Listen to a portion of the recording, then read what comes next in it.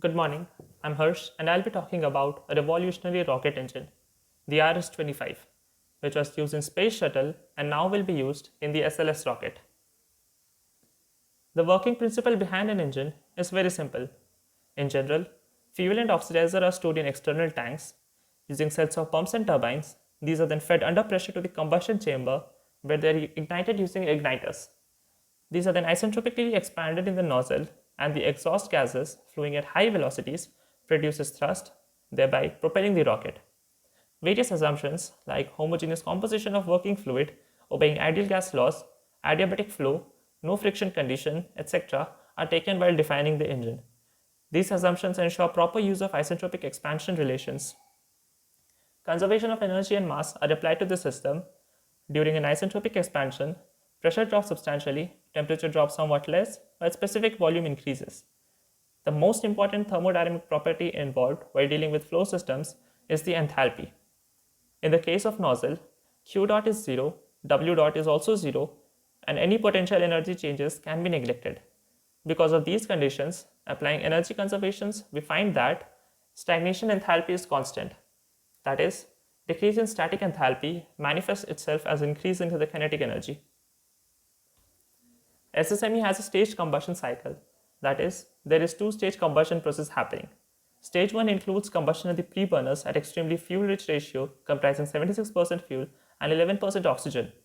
The stage 2 combustion happens at the main combustion chamber at a mixture ratio of 6:1. Liquid oxygen flows from external tanks to low-pressure oxidizer turbopump, then to high-pressure oxidizer turbopump, and then it splits into two parts. One is the main flow where 89% of LOX flows into the main combustion chamber. The other branches are further split into three different branches. The low-pressure oxidizer turbopump raises the pressure of LOX from 100 to 417 psi.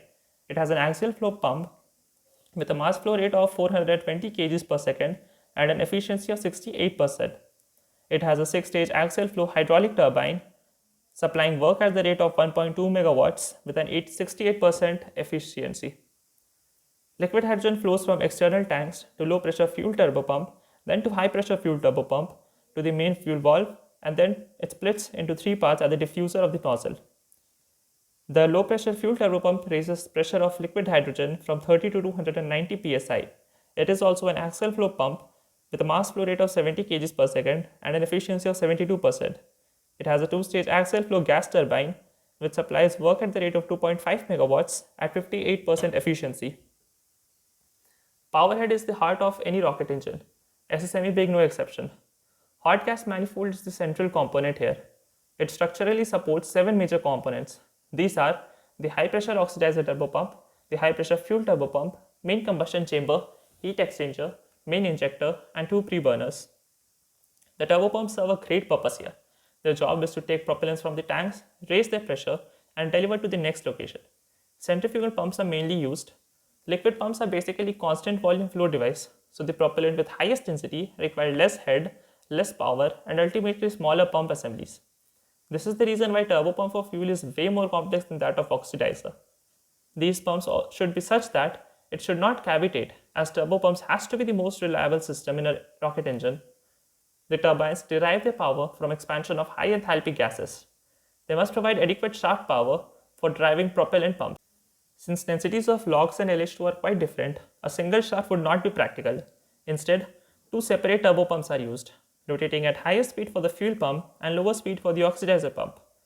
The high-pressure fuel turbopump raises the pressure of hydrogen from 250 psi to 5950 psi with an efficiency of 75%, sufficient enough to ensure positive injection of fuel at all thrust levels. It is a three-stage centrifugal pump using two diffusers to pass hydrogen from one stage to the next at a mass flow rate of 70 kg per second. Pump is completely insulated to retain hydrogen in liquid state and prevent formation of liquid air on the pump. It has a two-stage turbine powered with hot fuel-rich gas generated at the fuel pre-burner. The efficiency of this turbine is 82%, producing work at the rate of 47 megawatt. An important consideration here is the sealing system. Leakage of fuel from pump side to turbine side is prevented by a lift-off seal. The high-pressure oxidizer turbopump raises pressure of LOX from 380 psi to 4045 psi with an efficiency of 72%. It has a centrifugal pump containing double entry back-to-back main impeller, and a single entry pre-burner oxidizer boost impeller. This is done to get a large increase in pressure. A portion of discharge is ducted to the boost impeller where its pressure is raised for pre-burner injection. It has a 3-stage cantilevered turbine with hot fuel-rich gas with an efficiency of 75% and produces work at the rate of 17 MW. Extensive shaft seals are needed to prevent mixing of hydrogen and oxygen. Hydrogen is so undense that it likes to sneak out through the gaps. SSME uses a purge seal pressurized by helium such that it's the highest point of pressure. So even if seal leaks, it simply leaks in an inert atmosphere. The work of main combustion chamber is to accelerate the flow to sonic velocity at the throat. It uses regenerative cooled chamber. SSME has a massive nozzle with expansion ratio of 69:1.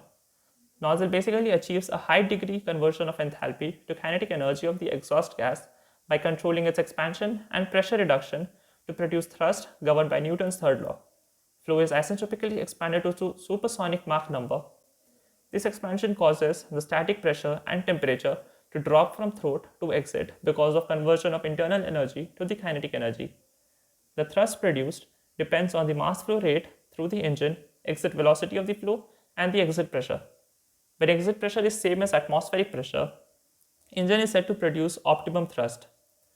Below the optimum altitude, over-expansion will occur, and above the optimum, under-expansion. Both over and under-expansion reduces the thrust. Cooling of nozzle is required. The primary objective of cooling in liquid rocket is to prevent the chamber and nozzle walls from becoming too hot, so they will no longer be able to withstand the imposed stresses, thus causing the chamber or nozzle valve to fail. This is done by various coolant ducts. Thermal protection system in case of SSME protects nozzle from high temperature during launch and the re-entry.